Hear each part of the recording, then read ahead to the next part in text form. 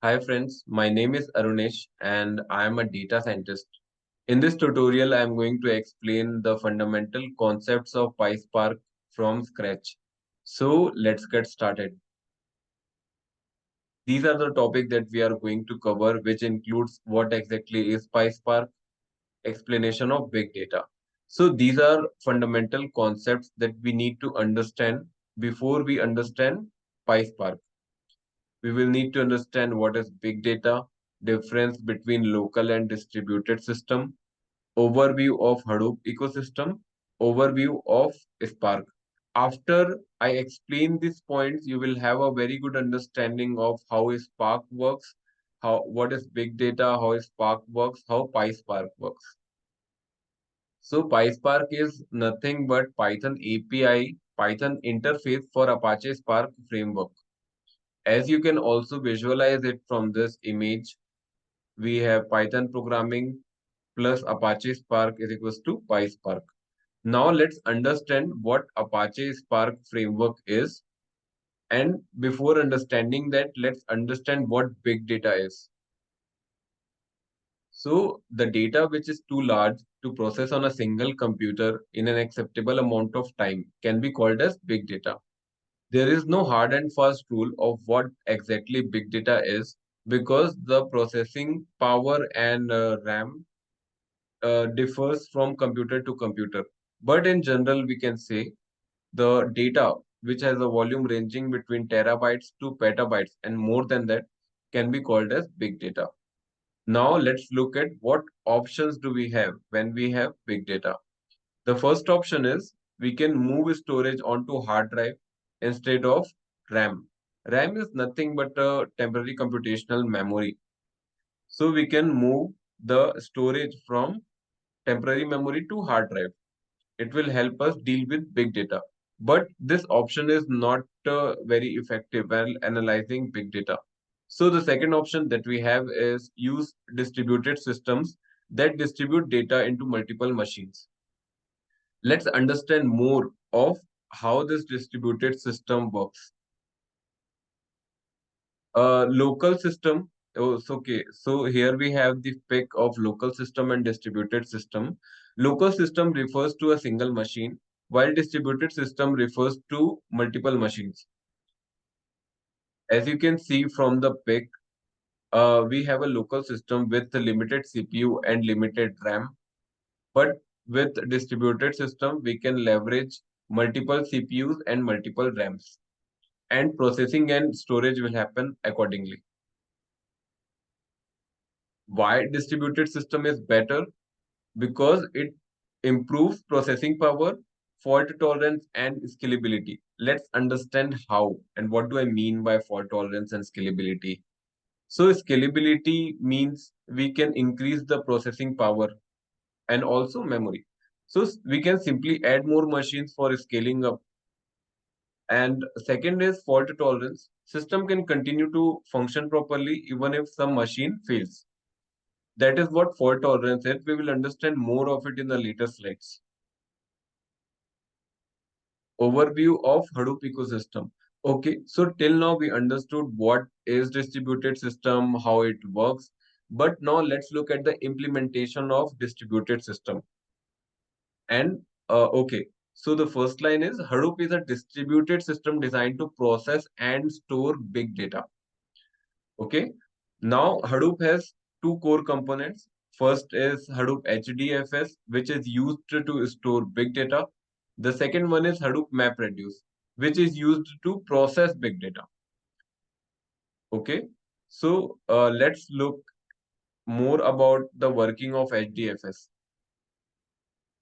So by default, HDFS divides data into multiple blocks of 128 MB and replicates each block 3 times for repetition. In this way, it is able to ensure fault tolerance.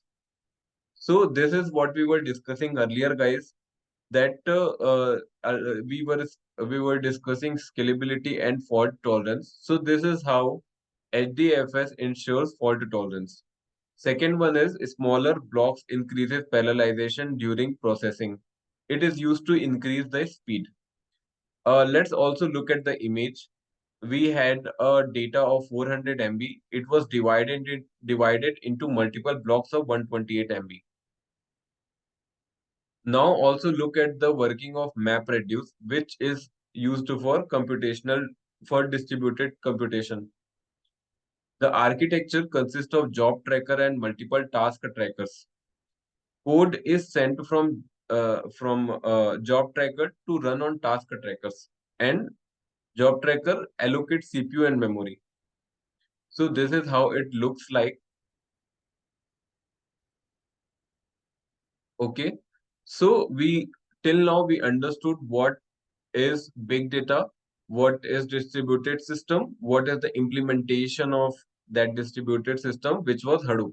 Now we will understand the another implementation of distributed system, which is Spark. So these are the topics we will be covering. What is Spark and why and what problem it solves. Spark versus Hadoop MapReduce, architecture of Pyspark, RDD versus Dataframe, and at last, practical application, which is Spark documentation. Let's start it. Okay, Spark is also a distributed system designed for processing big data.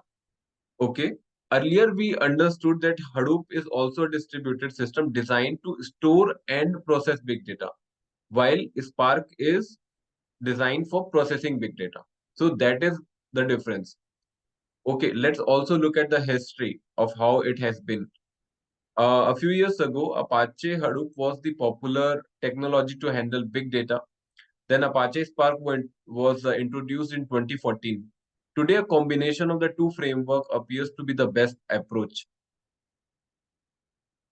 Now, if you see, it is not about Spark versus Hadoop. It is about Spark versus MapReduce. How? Let's see in the next section. In the next point, Spark was created to address the limitation of Hadoop MapReduce, especially to provide a faster and more flexible data processing engine. So it is mostly used for data processing. Also understand the difference between Spark and MapReduce. Spark is 100 times faster than MapReduce, which is a huge advantage. Second is user-friendly API. The Spark provides a very good and easy to use API. Third is built-in libraries. In Spark, there are multiple built-in libraries for Spark SQL, which with the help of which we can execute SQL queries. We have MLlib and we have also have graph processing, which are very useful. Okay, MapReduce requires files to be stored in HDFS and Spark does not. It can use multiple data sources. So that is also an advantage. Spark is faster than MapReduce because of in-memory processing, because it is able to store data in memory and access it from there rather than writing data to disk after each step like MapReduce. MapReduce writes data to disk after each step. So the second point is Spark makes use of RDDs, which are nothing but resilient distributed data sets. Guys, we will be discussing this RDDs late in the later slides. But for now, understand that RDD and in-memory processing are the reasons that Spark is way faster than MapReduce. Okay, so let's understand what is the architecture of Spark, how it looks like, what are its main components. Okay, so it has master worker node architecture, which allows Spark to scale horizontally by adding more nodes to the cluster. What do I mean by that is we can easily increase the processing power of Spark by simply adding more machines. Okay, it has three main components: driver, which controls overall execution of Spark application; cluster manager, it manages allocation of resources like CPU, RAM. The third one is executors, which are responsible for executing tasks. Simply, let's also look at RDDs versus data frames. So, RDDs, as I said earlier, resilient distributed data sets, is a fundamental data structure of Spark.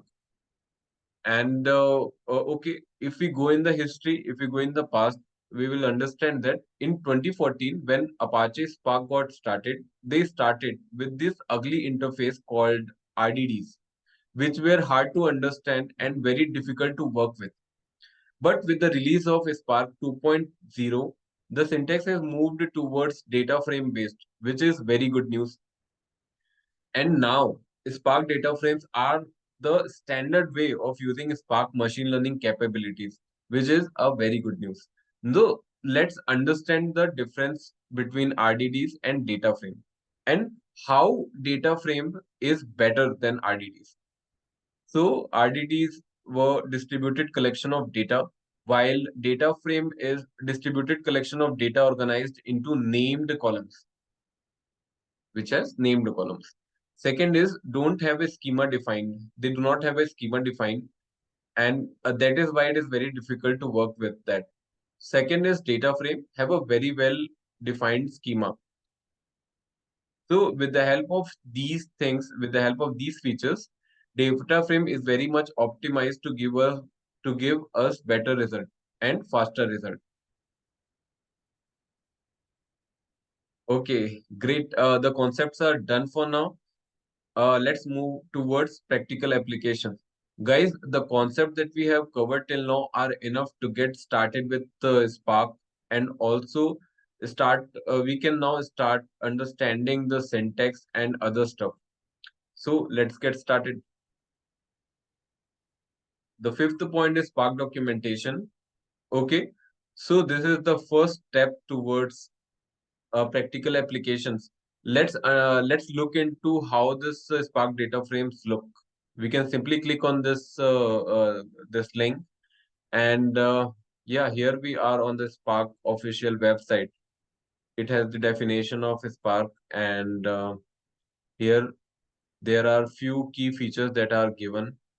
But to understand more about syntax, we can go to this documentation, latest release, and here you will also get an overview of how Spark works.